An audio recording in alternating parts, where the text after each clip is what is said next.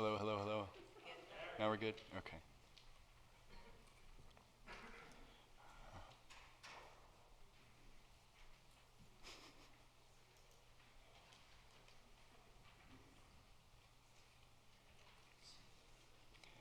Well, good morning again, everybody. My name is Tim, and I'm going to be filling in again for Greg today. And today we're going to be talking about a different worldview called Pantheism. Raise your hand if you've heard of Pantheism. Okay, excellent. So the word Pantheism comes from two different words, pan and theos. Pan meaning all, theos meaning God. The idea behind pantheism is that everything is God. So the pantheist would say the universe is God and God is the universe. According to Encyclopedia Britannica, the doctrine that the universe, conceived of as a whole, is God, and conversely, that there is no God but the combined substances, forces, and laws that are manifested in the existing universe, that's what pantheism is. So all is God, God is all. Pantheism stresses the identity between God and the world. God is, you could say, the set of all items. But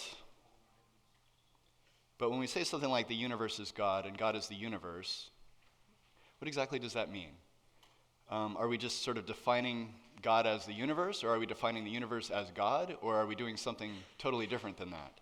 If the pantheist was talking to an atheist and he says God is the universe, well, the atheist is going to think, okay, so God is mindless, God has no thoughts, he has no plan, he has no purpose, and he isn't a he, it's just all the stuff. But if the pantheist says God is the universe to us, we might think, oh, you're saying that the universe is self-aware and it has a plan for our lives and it's got morals that we have to follow and heaven and hell and all this kind of stuff. That's what the universe is. So is the pantheist defining God as the universe or defining the universe as God? Can be kind of confusing. And the answer is, it depends on the pantheist. As long as they affirm that the universe is God and God is the universe, they can be called a pantheist, but what they mean by that is kind of up to them.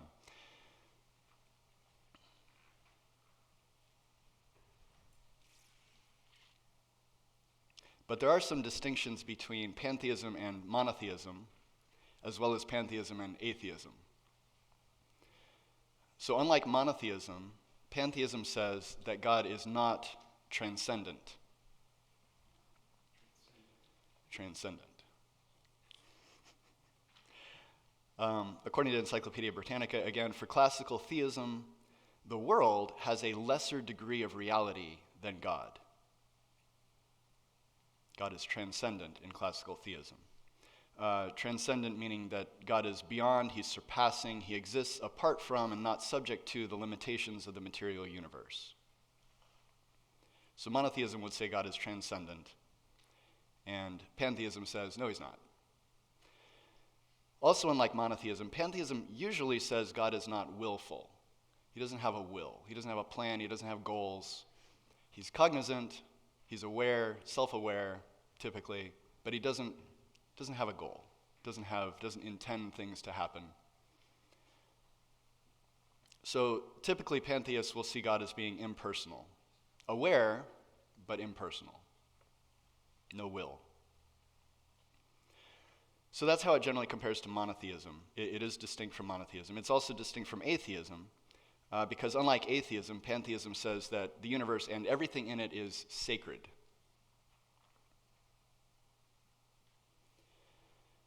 So for the pantheist, the universe is God, at least in the sense that it arouses spiritual or religious emotion.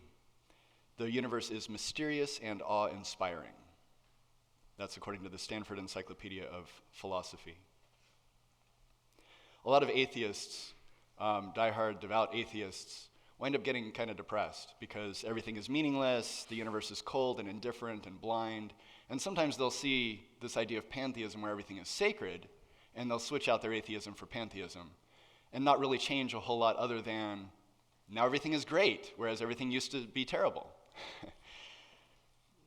I'm not really sure why things would be great if everything else is exactly the same, but regardless. Now, also unlike atheism, pantheism usually says that the universe is self-aware. It's cognizant, it has thoughts, awareness, intelligence, but just typically speaking, they would say it doesn't have a will, not trying to accomplish anything. So there are various different religions that tend to be associated with pantheism, and it's difficult to say that everyone in any one of these particular religions is pantheist. But some of the religions that are typically associated with pantheism would include Taoism, Buddhism, Hinduism, the ancient Greek Stoics, who I don't think they really exist anymore, although their thought still continues today, a lot of it. And some modern environmentalists are practically pantheists as well. But it's really best to ask the individual person if they would affirm that God is the universe and the universe is God, rather than to just say, oh, you're a Hindu, you must be a pantheist. Some of the results of being a pantheist or living in a pantheistic culture are that you find that everything is sacred. You are sacred, I'm sacred, the trees are sacred, that pile of cow manure is sacred. And as a result, you are no more sacred than a pile of cow manure. So pantheist societies often lack interest in the individual human. We believe humans are made in the image of God. They believe humans are a piece of God, and so is cow manure. So they just don't have a whole lot of interest, typically, in individual humans or human rights. Another thing you'll often find in pantheistic environments is that they often have a strong emphasis on environmentalism. And we have a concept of what that might look like in our culture.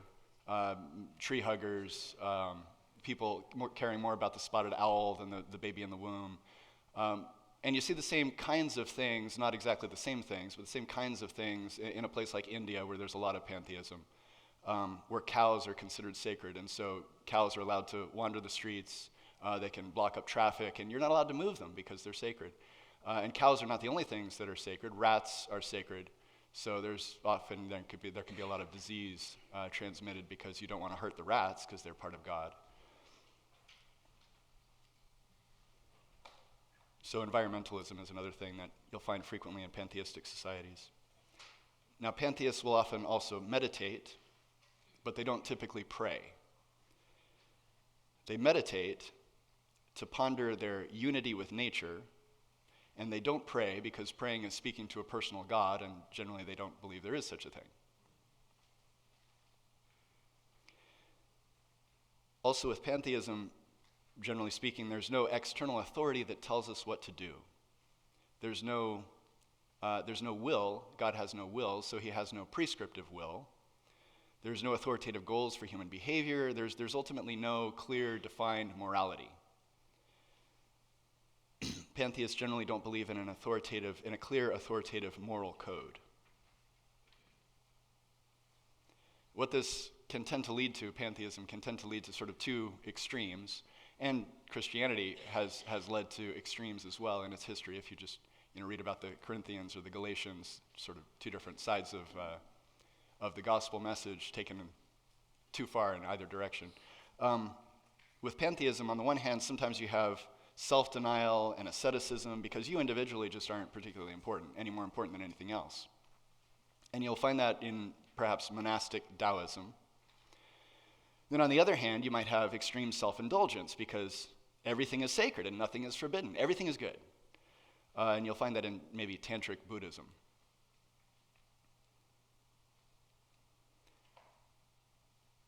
Now, one thing that is incompatible with pantheism, a common doctrine held by a large number of Christians, is a doctrine called divine simplicity. Pantheism is incompatible with divine simplicity.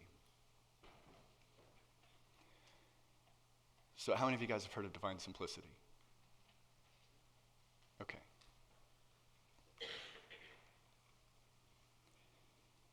I talked with Greg, and I'm under the impression that the elders hold to divine simplicity at this church. I do.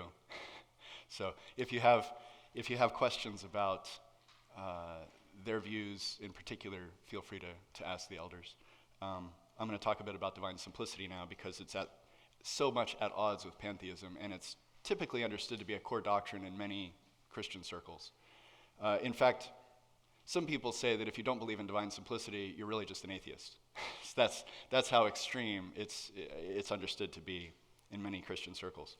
According to the Internet Encyclopedia, a divinely simple being does not form any mixture or composition with anything else.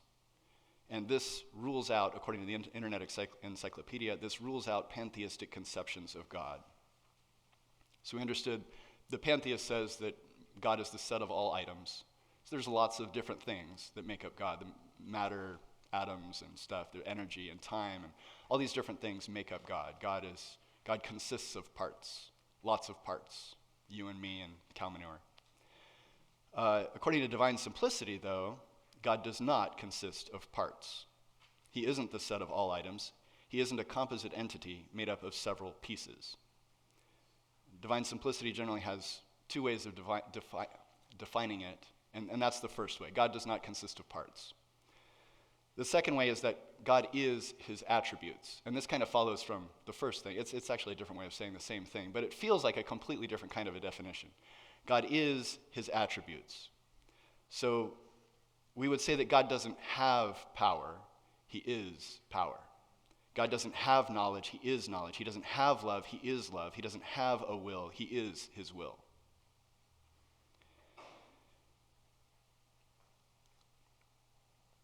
There are some passages in Scripture that a person who holds to divine simplicity would read as affirming their view. I'll refer to some of them here. Hear, O Israel, the Lord our God, the Lord is one. Deuteronomy 6:4. Jesus says, I am the way, I am the truth, I am the life. He doesn't say, I point the way, I have the truth, I offer the life. I am the way, I am the truth, I am the life. In 1 John 4:8, we're told that God is love. Not that he has love, but that he is love. Now, interestingly, with this whole idea of divine simplicity, that God is his attributes with this sort of second definition. This is, for me, the second definition is the more difficult one, so I'm going to spend a bunch of time on it up front and then go into the first definition later. The idea that God is his attributes was difficult for me. The word is can properly be replaced with an equals. The word is being used equitably. This is not, to my mind, not like how we would talk about the Trinity, where we say that the Son is God, the Father is God, the Holy Spirit is God. Because if we replaced the is there with equals is, we could also say the Son is the Father, and the Father is the Holy Spirit. We can't say that. That's wrong. So, according to the doctrine of the Trinity. So, the is, when we say the Son is God, doesn't actually mean equals. It's is in a different sense. If I were to, for example, here's another sense of the word is. If I were to take out a picture of my wife and hold it up, say, this is my wife, you wouldn't think that I'm married to a piece of paper. But when we say that God is his attributes in divine simplicity, we actually mean equals. God actually equals power. God actually equals love. And therefore, love equals power, equals knowledge, at least when we're talking about God. And that just seems weird, right? I mean, am I the only one here who thinks that's odd?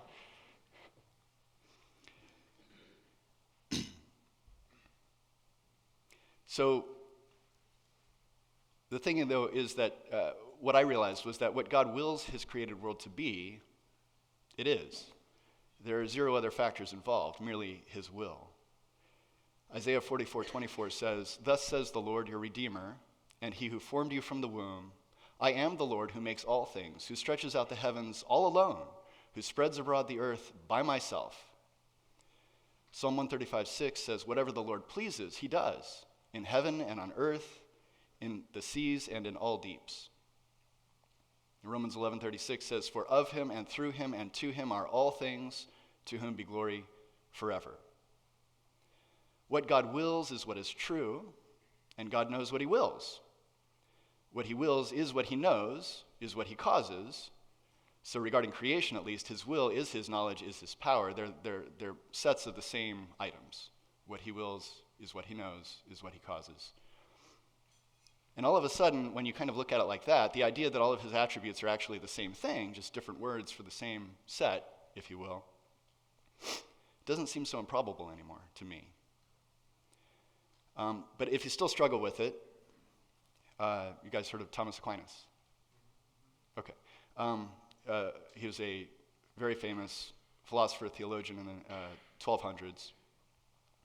Thomistic philosophers, people who tend to think like Thomas Aquinas and appreciate his teaching, they insist that the words for the attributes of God, while the same words being the same as the words for the attributes of man, aren't being used univocally nor equivocally, but analogously. So what does that mean? Okay. So when when we say that God is power, and we say that Arnold Schwarzenegger has power, we're using the word power in both senses. Do we mean exactly the same thing? Do we mean something completely different? Or do we mean something that's sort of similar but not exactly the same? If we're meaning the exact same thing, then we're using the word univocally. If we mean something completely different, we're using the word equivocally. If we're meaning something similar but not exactly the same, we're using the word analogously. I'm going to quote Roman Catholic philosopher Edward Feser here. This is not the quote that you have there on your paper.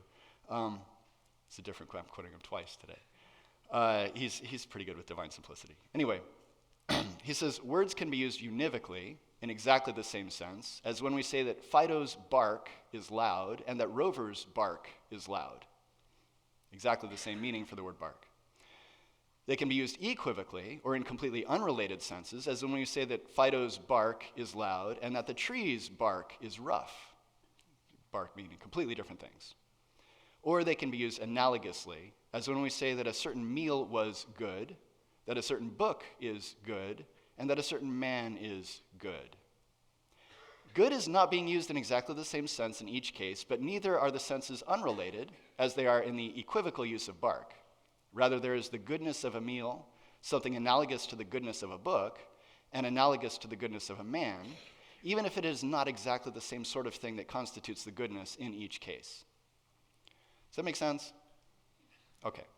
So the Thomists would say that when we talk about God's power and we talk about man's power, we're using the word analogously. It's similar, but it's not exactly the same. That might help people to understand how it's possible for power to be knowledge, to be love, etc., if they don't mean exactly the same thing that we mean here. We can also kind of see this in God's knowledge, for example, specifically talking about his knowledge. If we think about our knowledge of creation in general, it tends to be learned or obtained, something we discover, something that we experiment and find out, or that we're taught. But God's knowledge is obviously never like that, not about creation. He doesn't learn things because he doesn't change. He doesn't discover things about creation. Instead, creation is whatever he wants it to be. And so he knows it by creating it, effectively, rather than knowing it by learning it or discovering it. So the knowledge right there, we can see that it's kind of a different kind of a thing. Even though it's the same, it's also different. It's analogous. It's been said that in the watchmaker analogy, you guys might be familiar with the watchmaker analogy, that God is like a watchmaker. He creates a watch, and the watch then sort of ticks on its own. And it just keeps going and keeps going and keeps going. It doesn't really need the watchmaker to continue to update it and maintain it and so forth. In fact, if the watchmaker died, the watch would just keep ticking. And some people think of God, conceive of God like that. But a different conception of God, maybe a better conception of God, might be more like a musician. He doesn't create the watch and then could die and the watch would still continue. Instead, he creates the music. And if he dies, the music dies too. It's not just something that is independent of him. It's something that is entirely dependent upon him. So God's knowledge of the music is not like the watchmaker's knowledge of the watch, where the watchmaker can walk away and come back and find out what time it is. The music just ceases to exist, and it only exists because of the musician's knowledge. It comes from his knowledge rather than providing knowledge to him. Hope that kind of makes sense. Okay, so that was the second definition. God is his attributes, the second definition of divine simplicity. Going back to the first one, though, that God does not consist of parts. This is the one that's more relevant to pantheism. To quote a pantheist on Twitter, he said, I believe we are all a part or piece of God in the pantheistic sense of the word. Another pantheist on Twitter said, in pantheism, you are a dependent part of God.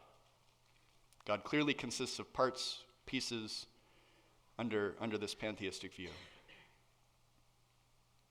But anything that exists as a group of pieces or a set of items, if it's a set, then it depends upon the things in the set for its existence. So there's a sense in which those things, the items themselves, are more ultimate, more important, more basic than the conglomeration of the set itself. The set would also depend upon the environmental rules governing the interaction of those items. It wouldn't just depend on the items, but also the rules that kind of govern their behavior. The set cannot, with its own reason, if the set has any kind of mental state, it cannot with its own reason justify its beliefs about itself because its parts and the rules that govern them don't have to obey its reason. It's not in control of these things that are more ultimate than it is. At best, its reason is one piece of itself and doesn't control the others, or it might be several pieces collected together already and still doesn't determine the parts individually, but instead is determined by them. So its reason, if it has it, cannot be ultimate. And therefore, either there's a higher reason that's ultimate, in which case there's a transcendent God and pantheism is false, or reason itself is not ultimate, leaving God's beliefs and our beliefs unjustified. There's no reason for them because there's no reason, like we saw with humanism. If you eliminate reason, you've eliminated reason. If reason isn't behind things, then reason isn't behind things, and beliefs are irrational. If reason is not behind the universe and everything in it, the universe doesn't have to obey reason. If reason isn't behind time and everything temporal, then time doesn't have to obey reason.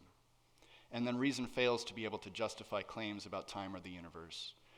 And our claims, all the claims that we make, ultimately are no more rational than the claim of the man who claims to be a piece of toast. So under pantheism, God consists of parts. Pantheism denies authoritative reason and therefore cannot be rationally affirmed. It's an irrational worldview. And here's a sort of another way of looking at the same kind of thing. This is the quote from Edward Feser that's on your worksheet there. Anything which is in any way composed of parts would be metaphysically less fundamental than those parts themselves and would depend on some external principle to account for the parts being combined in the way that they are. So how does this compare then to Christianity specifically?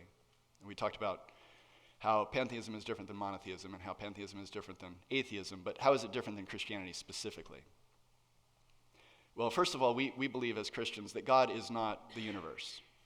You can't make that equation. Genesis 1:1 says, in the beginning God created the heavens and the earth. The universe is created, and God is the one who created it. Secondly, we believe that God is transcendent, which is to say that he is beyond the universe. 2 Chronicles 2:6 says, but who is able to build a house for him? For the heavens and the highest heavens cannot contain him. So who am I that I should build a house for him except to burn incense before him? Third, we believe that God is willful. Most pantheists don't seem to believe that. James 4:15 says, you ought to say, if the Lord wills, we will live and do this or that. And we also believe that God is personal. Pantheists don't tend to believe that either. Matthew 6:9 says, our Father in heaven, hallowed be your name. That's how we're taught to pray by Christ. He's our Father. We have a personal relationship with God because he's a person. Additionally, we believe that God gives us authoritative prescriptions or oughts or morals. We have rules that we're supposed to follow that God's given us. James 2:11 says, he who said, do not commit adultery, also said, do not murder. If you do not commit adultery, but do murder, you have become a transgressor of the law. God gave us laws. We're supposed to follow them. Pantheists don't agree with that. And finally, we believe that humans are uniquely made in the image of God. While the cow dung is also made by God, it's not made in the image of God. There's a meaningful difference between humans and dung. As Genesis 9:6 says, whoever sheds the blood of man, by man shall his blood be shed, for God made man in his own image. We're allowed to kill animals. In fact, we're commanded, in the Old Covenant, they were commanded to kill animals under certain circumstances. We're not supposed to kill humans, at least not generally. There might be exceptions depending on how you read your scriptures and so forth. But generally speaking, don't kill humans because they're made in God's image. Yes. So, anybody have any questions? Any thoughts? Was I super confusing? No. So now everybody knows what divine simplicity is, right? You can all go teach a class on it. Right, God is not composed of parts, and under pantheism, he is. And I thought I would be very early, and I am very early. So, yes. Do pantheists actually have a church that they go to be taught this stuff? Or? It's... Called TV. Yeah, pantheism itself isn't really a religion. It's it might be incorporated into a religion. So Hindus do have their temples, and Buddhists have their temples. Yeah, I don't know if that answers your question. They have not read the Bible then, or if they did, somebody talked them out of it, I guess. I don't know. What are some ideas that people might have that we would encounter regularly? You know, like if something they might say or ways they might act that would kind of clue us into this is what they're believing. That is a good question. I would think other than saying God is the universe or the universe is God. Yes? And that I've heard like famous people, whoever they are, you know, when they're explaining something, well, the universe does this, or, you know, the whole idea of karma. You know, the universe will make sure that things are put in the right place. When you generally hear somebody say, well, the universe will do this, or the universe will do that, they're equating the universe as powerful, whatever, and it has all the things that you were just mentioning. But I heard a lot of famous people say things like that. One possible catchphrase is, I believe in the God of Spinoza. That's something that Einstein said, and Elon Musk recently said it as well. Baruch Spinoza was understood by most people to be a pantheist. Whether he was or not, I mean, you'd have to ask him, and he's long dead. But if somebody says that, you might be like, oh, well, maybe they're saying that they're a pantheist. A lot of times they don't even recognize that they are pantheists. It's just the way that they have decided to view the world. Sure, yeah. Pinpoint a particular name to that or label to that. Mm-hmm. Yes. Did you say that this philosophy of thinking tends to lead to higher rates of depression? Could you say that again? Did you say that this philosophy tends to lead to greater rates of depression among its believers? I wouldn't have any idea. I thought you mentioned something about depression earlier. Yeah. Yeah, so what I... Atheism leads to that. This is the atheist solution to give them some sort of meaning. Right, they switch from seeing everything as meaningless and pointless and irrelevant to everything is sacred. So what do they live for? Like, what is their purpose in life? Um, This is what they believe. What is their hope and what is their purpose? So that depends on the particular religious view that they hold to. The Hindus and Buddhists would tend to hope for unification with the world, a recognition within themselves that they're not actually unique, because we sort of naturally believe that we are a thing. I'm me, you know, and I'm not you. And we just sort of naturally believe that, and they would say, no, that's wrong. You know, you're actually all part of God. You're all part of this greater system, and so you need to, ultimately, the goal that they've developed for themselves, or that their religion claims that they should have, is to sort of minimize self and maximize unity with the one world, kind of a thing. So the idea of reincarnation, ultimately they get unified with the cosmos, become one with Brahman or the Tao or whatever it might happen to be that they believe in.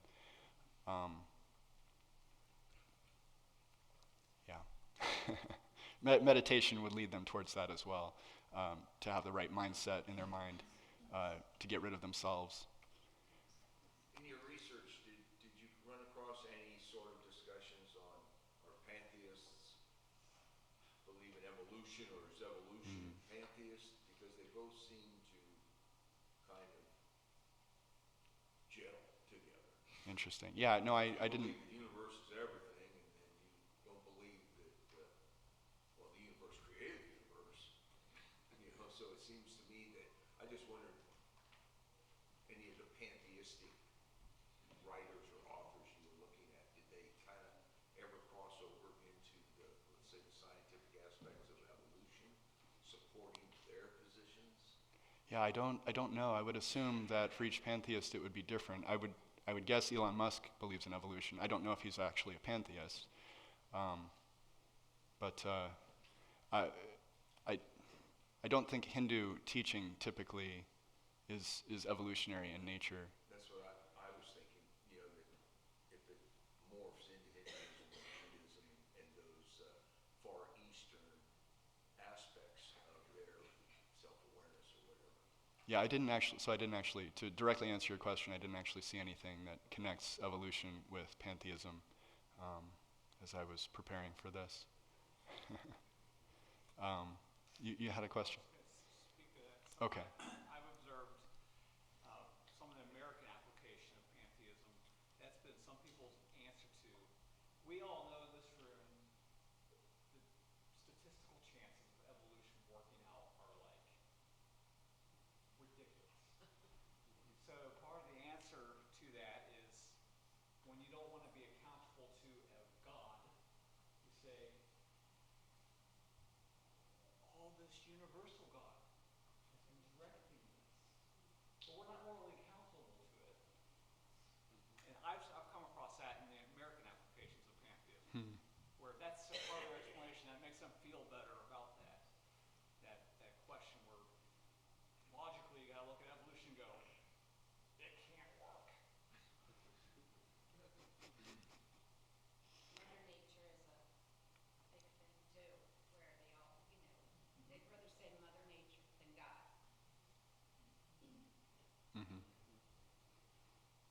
And that has entered into our common vocabulary. It's hard to sometimes not say it yourself. That would be a clue from Megan's earlier question. Yeah. You'll see that in environmentalism sometimes, where Christians, we should be stewards of God's creation. Some environmentalists will say our motive is because we need to be appeasing Mother Nature and that thing out there. So that's a clue sometimes that you'll come across, how people speak. Yes. So does a pantheist believe the Big Bang was just a natural phenomenon? That is a good question. Did the universe that is all, that we're all a part of, that they are somehow worshiping? So if they hold to the Big Bang, then I would assume that they would say that something along the lines of time and the universe being sort of an entity combined together, so that you can't talk about anything before time if you're talking about, well, you can't talk about anything before time because that doesn't have any meaning. It has to be within time for there to be a before. So nothing would have caused the Big Bang. It would just be sort of the starting point of time and the universe. I don't know. Whether it makes sense or not, I assume that would be within the response that they would give. My experience has been that they would reject the Big Bang, Okay. and they'd say it's always been there.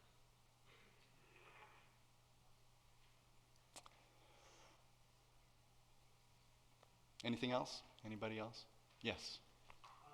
Would you say that pantheists subscribe in some part to like the dialectical materialism, or would not where that's like the universe itself has an intelligence, or would that contradict when you said that there's no real purpose? Dialectical materialism. Like Marxists subscribe to that. They say like that the universe itself has an intelligence that kind of created itself and does everything itself. The universe itself has an intelligence and does that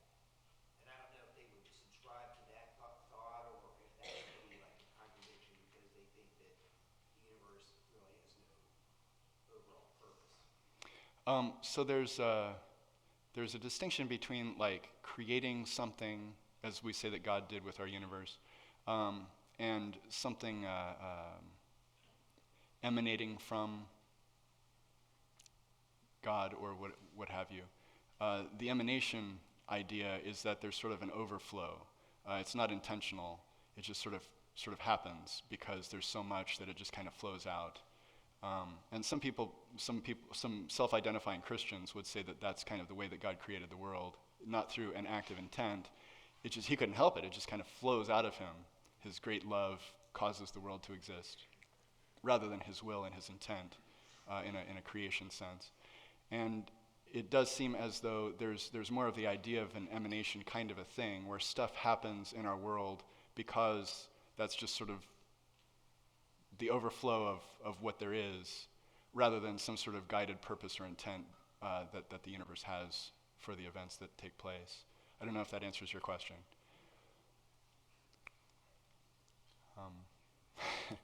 Okay, well, I guess that's it for today, unless anybody has anything else.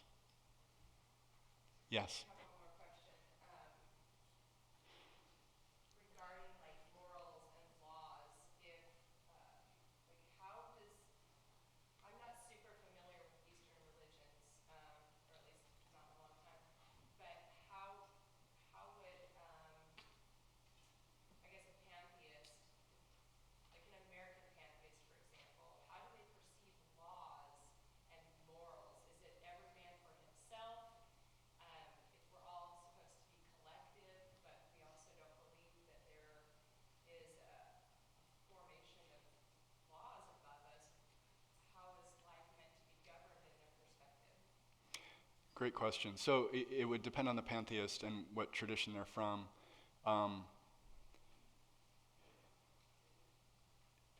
There does seem to be it does seem to be very subjective, independent. I can't directly answer the question. I think you'd have to ask a pantheist, an individual pantheist, and a different individual pantheist would probably give you a different answer. But yeah, if they're not dictated from above, then there's no authority to any kind of set of morals, and so either you make up your own idea of how you think that you ought to behave based upon your goals, or you follow somebody else's goals for you, societies or the governments. There don't seem to be any other real options. So. In that vein, I forget the name of the philosophy that we talked about it a week ago, 2 weeks ago. It's like, well, that's okay for you, but for me, it's this, and that may be all right for you, whatever that. Because I can't remember what that particular thing is. But Was that pragmatism? Or am I mixing things up? that's what it was, yeah. That's okay for you, but that's not okay for me. So you're making up the rules as you go along. So then would a pantheist kind of cross over into pragmatism in a lot of their beliefs in order just to like be fluid with everybody else? I'm sure a lot of them do. I don't know that could be said for all of them, but yeah, that's probably something that happens a lot. I don't personally know any pantheists that I know of, so.